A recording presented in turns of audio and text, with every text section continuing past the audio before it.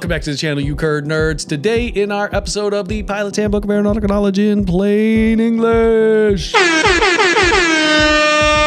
got my sound effects working. We are going to be talking about how to pick a flight school. Now, we could crack open the book and go, a flight school should have a quality maintenance department. They should also have instructors that seem happy and taken care of. If they do not have these, you should try to find a different flight. No, we're not going to do that. All right. What we're going to do is we're going to open this up with a little bit of origin story. Okay. Now, you might think Cheese Pilot was born out of a holy trinity of cheddar, jet fuel, and a shredded far aim. But no, I was not magically summoned in the back of a C-130 holding a yoke and a cheese stick. I actually started out as an infantryman. Picture it, one tour to Afghanistan, dodging everything from gunfire to goat herders with attitude, and somehow making it back in one piece. Yay! Not for the lack of effort of the local welcoming committee. But back stateside, I was definitely planning on a 20-year career. Me joining the military was my let's go be a stripper move, but I didn't have washboard abs, so the military was the next best option. Then we were playing football, even though our first sergeant told us not to play football because we might get injured if we were playing football. And then guess what? I got injured playing football. I tore my ACL. It sucked. You remember that episode of Family Guy where Peter Griffin was holding he like tripped and then like held his ankle or whatnot. And he was like, yeah, it was like that, but instead of like 2 or 3 minutes of on-screen awkwardness, I was out there for another half hour because of course the platoon had to finish the football game. They weren't keeping score on. Yeah. And then they took me to the emergency room and the ER doc was like, you just sprained your knee. Stop being a little bit. The video is not long enough for us to use those words. Either way. Then I got an MRI from a VA doctor, and the VA doctor said, you see that dangly bit? That's your ACL. That's your ACL. And I was like, oh, well, that sucks. So I had the surgery, gained like 80 pounds because I couldn't walk, went through physical therapy, and well, obviously I couldn't be infantryman anymore, and I couldn't get a secret clearance due to my family background. So my options were narrowed down to janitor or cook. Spoiler alert, I did not re-enlist. Enlisting, good idea. Re-enlisting would have been a terrible idea. I spent the next 6 months out of the Army working at Best Buy in the Geek Squad. My days were filled with removing viruses from teenage boys' laptops who swore, I only play Minecraft and Fortnite and do schoolwork. I don't know where those viruses and pop-ups came from. We don't believe you, Johnny. Just stop. We don't believe you. And I was, changing the language on nice old ladies' Kindles because somehow they got changed to German or Spanish or what have you. But I was also taking general ed classes at my local community college with my GI Bill. Now, I had a buddy, he booked a flight on whether it be like Frontier, Spirit, Allegiant, Cape Air, I don't know. We ended up going to some small rinky-dink airport to drop him off. And little did I know that this one little favor for this buddy was probably going to change. Well, it's probably the reason my life changed forever, right? I saw a sign that said, use your GI Bill here to become a pilot. What? That's an option? Now, I remember a 5-year-old version of me who wanted to fly airplanes for a living. I remember I went to an air show with like the Cub Scouts or Boy Scouts or what have you, and there was this red biplane that ended up flipping over and blowing smoke and whatnot all over the line of cars that were in line to go into this air show. And little 5-year-old Cheese, little baby Bell Cheese was over there like, Yep, that's it. I don't even have to think about this no more. That's what I'm gonna do for the rest of my life. And then I remembered I'm poor, and we can't afford that. We cannot. Not even a little bit. So I pretty much gave up on that dream until I saw this sign. So I went in there and I talked to those instructors, and I didn't understand anything they said. like part 61, 141, part 91, but like with the certificates and the 125s and the one, I had no idea, but the shakedown pretty much came out to, your GI Bill doesn't really work that well here. You're like, yeah, technically you can use it here, but you're gonna burn through all of it and barely get any training. So go find a better flight school. Now, I Googled GI Bill flight schools, and that really didn't work well for me. So I kept Googling and ended up finding the University of North Dakota. And at the time, I was like, that's strange. The University of North Dakota? Isn't it cold and like snowy and like not conducive to either way? I did not know that UND was one of the most world-renowned flight training schools in, well, the world. Especially when I found a website that's now no longer up called UNDsucks.com. And this was really a digital dumpster fire of rants and horror stories of how UND robbed people blind, and now they're $80,000 or $90,000 in debt with no ratings, no certificates. Yeah, I did not know that this was an amazing flight school. Even my wife trained there, and yeah, she's a better pilot than I am. So, with UNDsucks.com poisoning my thought process on where I'm going to pick a flight school, I kept Googling, and I ended up finding the Arizona State University. I thought, warm weather? Check. Cool airport? Check. Rumors of the VA writing blank checks for tuition? Check.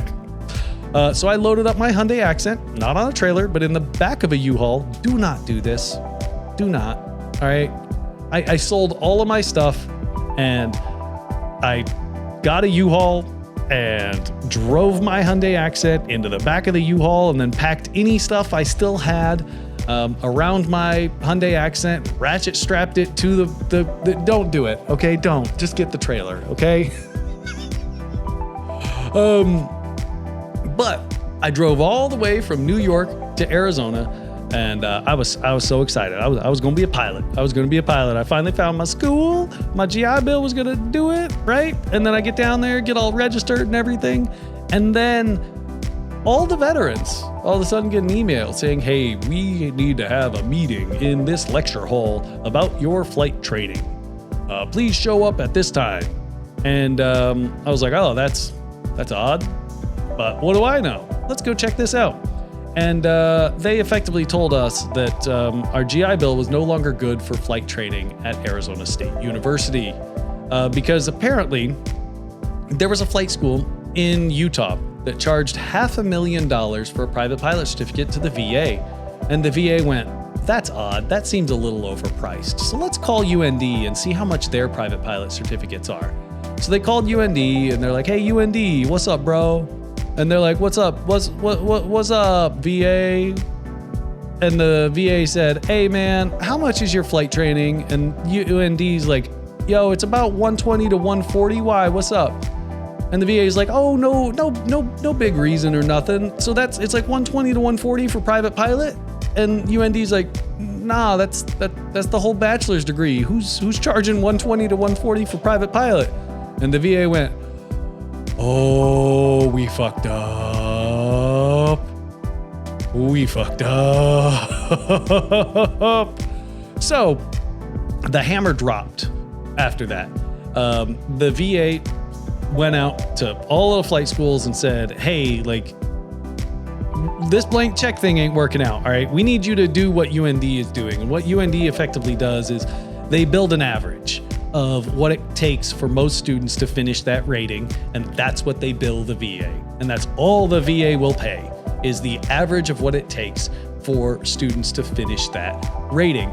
And ASU said, we are Arizona State University, and we train our students to proficiency. We do not train our students to averages or numbers. So this is beneath us. And the VA went, bro, we let people die on waiting lists. Do you really think that you want to find out? Like, do you really want to be on the find out side of that phrase? And ASU was like, we're going to call your bluff. And the VA went, all right, we're not paying. And then after all of that, ASU knew about that for like 6 or 7 months or so, but they waited until 3 days before the semester started to tell the veterans that, hey, your GI Bill is no longer good here. Well, cue the panic, cue the rage, and the awkward calls my grandma going, hey grandma, I know you just retired, but can I get 90 grand? Can I get about 90? Like maybe 80? Like I might be able to make 80 work. And my grandma's like, I was a mail carrier. What do you think our pension is? No, my grandma was a whole lot sweeter. She was like, I'm so sorry. Like, this sucks, blah, blah, blah. I went to FAFSA. FAFSA was like, the best we could do is 30K, try to go to private banks. And I still remember this conversation. Wells Fargo laughed. Like I told them, I was like, hey, I need like 90 grand for flight training. And they went, what? No, what? Huh? And I'm like, no, I'm serious. And they were like, no, like you don't even have a scheduled direct deposit. Like, why are we going to give you, like, you have no credit worthiness right now. Like, no, we're not giving you 90 grand. But while I was doing all of this, apparently the other veterans were like, oh no, we're just going to go to the news and be like, hey, ASU screwed us all over. Cause there was veterans that were 1 semester away from graduating and now being told, oh, you got to come up with a bunch of money 3 days before the money was due. So ASU went, whoa, stop, calm down. If you don't run that story, how about a scholarship for 1 semester of flight training? And the vets were like, okay, we'll play ball. So we all got 1 semester of flight training. They still didn't figure out their kerfuffle with the VA. And during that semester, I was calling the VA and I was calling around to try and find another flight school because, well, this was my Hail Mary. I didn't really have much left. So yeah, I was going to go to flight training. So right next door to ASU's flight training campus was a college called Chandler Gilbert Community College. And they had a flight training program, and it was covered by the GI Bill, fully entirely covered by the GI Bill. And they were partnered with the University of North Dakota.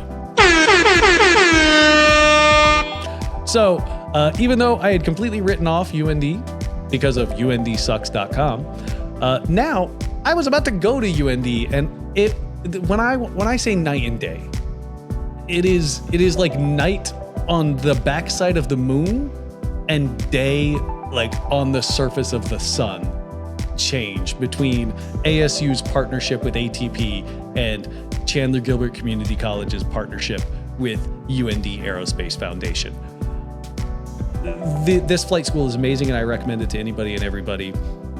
And to be honest, if the hiring market was the way that it is right now, where even regionals aren't hiring 1,500-hour CFIs, I would just stay at UND, and that would be my career. I would be a career flight instructor at UND. But moral of the story, do your own research. Don't trust some angry forum dude named Pilot Bro 69. And sometimes, well, the detour becomes the actual destination. So, now that you've survived the Cheese Pilot origin story, let's break down your options when it comes to picking a flight school. So big idea. We've got Part 61 versus Part 141. Let's talk about Part 61 first. Part 61, if you remember from episode 2, is the regulation that covers getting certificates. And this is all Part 61 schools follow, is Part 61. They have no other restrictions or requirements. I'm being a little facetious by no other restrictions or requirements, but these are the mom and pop joints. They're laid back. They're less structured. I would say that they're great for private pilot, instrument, multi-engine. If you're doing this as a hobby, I say great. If you're self-motivated, they offer amazing flexibility, but maybe it's just not the most efficient path to the airlines, and a lot of the training in Part 61 schools is pretty different from airline training. Now, it doesn't necessarily mean that you can't go to a mom and pop Part 61 school and become an airline pilot. I know people that have done this, but what I do know from my experience as an instructor that takes small airplane pilots and turns them into Airbus pilots. The Part 61 mom and pop pilots struggled a little bit more than the 141 pilots. You had to explain the acronyms a little bit more. They didn't understand things like safety management system. They didn't understand the aeronautical decision-making stuff as much.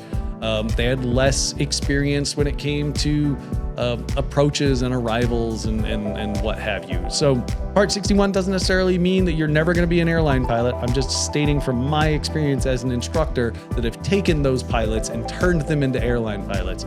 It's a little bit sharper of a transition. Now, Part 141 schools. Just because it's a Part 141 school does not necessarily mean that it's better than a Part 61 school. A good instruction is better than 141 mediocre instruction. Good instruction is good instruction. A 141 school, though, has an FAA-approved curriculum, and it's really a voluntary program that the FAA has where a flight school can say, hey, we want to be seen as better. Here, we've made a training course outline, which is one of the big requirements of a 141 school, that now has the students well informed on what their standards are, what they need to be doing on each lesson before they ever get to the lesson.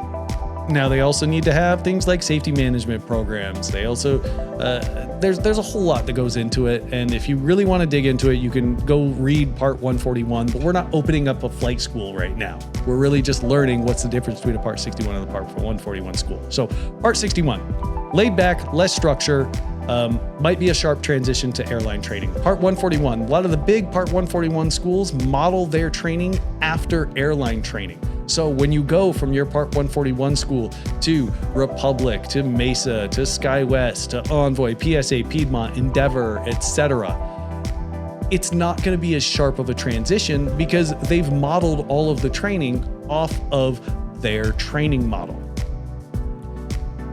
Just because it's 141, though, doesn't necessarily mean it's great. I know that there are 141 schools near me that they literally have just bought the ASA training material and have gone to the FAA and say, hey, look, we have the ASA training material. We're a 141 school now. And the FAA says, well, technically, yes, we have approved 141 programs on ASA training material. So sure, here's your 141 certificate. And the ASA training material, I think, is garbage. The book is fine, like the Pilot's Handbook of Aeronautical Knowledge, the Instrument Flying Handbook and whatnot, but their training course outline, it's not a building block style either way. I don't think it's great. But some red flags to watch out for, whether or not it's Part 61 or 141. The biggest red flag I ever see is paid in full discounts. Any flight school that says, hey, you give us 120 grand right now, we'll knock 20% off, is hurting for cash. They're hurting for liquid capital.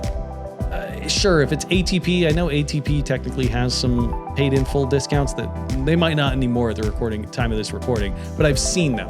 That's a big flight school. That's not going anywhere. ATP is not packing up shop tomorrow. But I've seen it 3 different times where a flight school has offered a paid in full discount and then within 90 days have shut down and have ran with that student's money. Don't fall for the paid in full discount scams. Schools with shiny websites but broken down airplanes, obviously, right? If you sign up for a discovery flight on their website and then you show up and it looks more clapped out than that Kia that that weird friend from high school drove, then maybe don't get in that airplane and maybe don't sign up for that flight school, right? Any place that's going to ghost you when you're trying to get a discovery flight, obviously they don't really want your money that bad, right? Now, discovery flights, they aren't just joyrides, right? Use them as really reconnaissance missions. Look at the planes, talk to the instructors, see how the students interact. If you get the vibe that it's just a pilot mill, it probably is, right? If the instructor or if the students seem afraid of their instructors, does that really seem like a learning environment you want to be involved in? Right? Instructors should be friendly.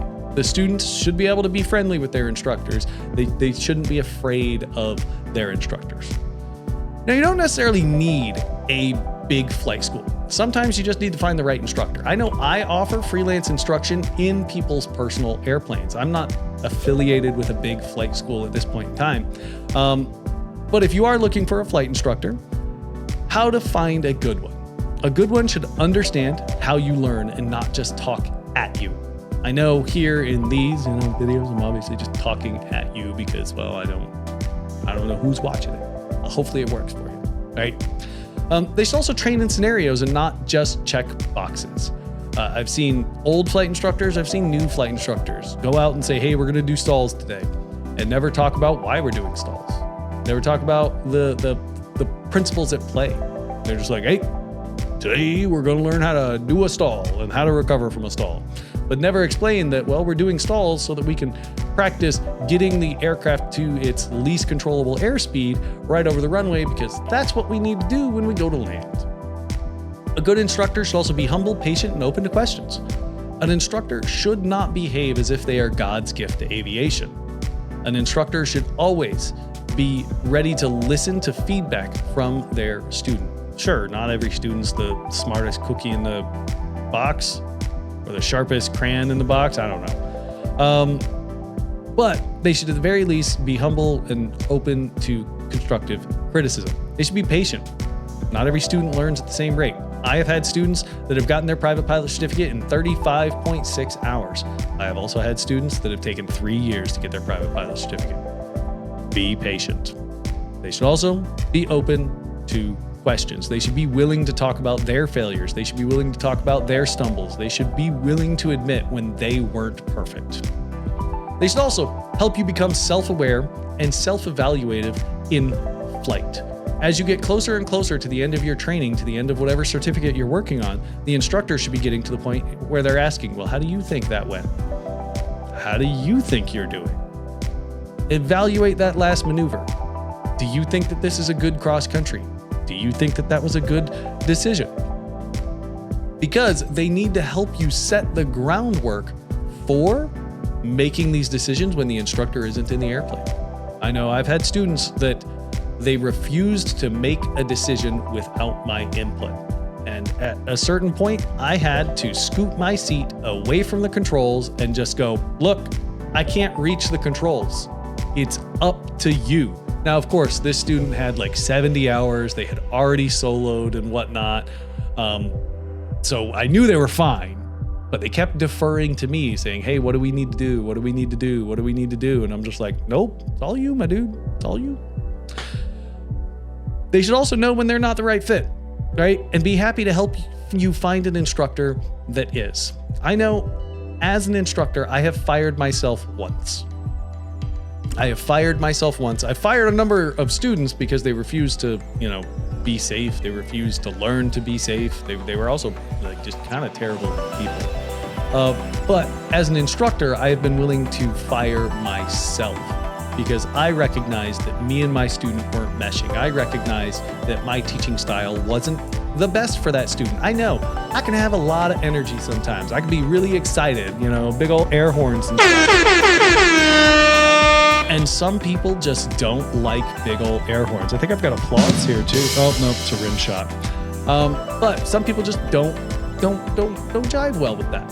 And that's what was happening with this student. So I went and found them a new instructor that would jive well with them. Because there's no point in them paying me whatever the rate they're paying me is if I can't get them to where they need to be. So, final thoughts on this, right? This episode, I know it was a little bit more story time and a little bit less straight from the Pilot's Handbook of Aeronautical Knowledge, but hopefully it helped you think critically about picking your flight school or instructor.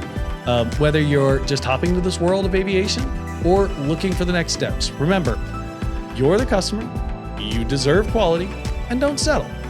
So fly safe, ask good questions, and keep it cheesy. If you've got any questions, make sure, drop them in the comments, shoot me a message, and we'll kick off the next episode with them. Until then, fly safe, and as I said, keep it cheesy.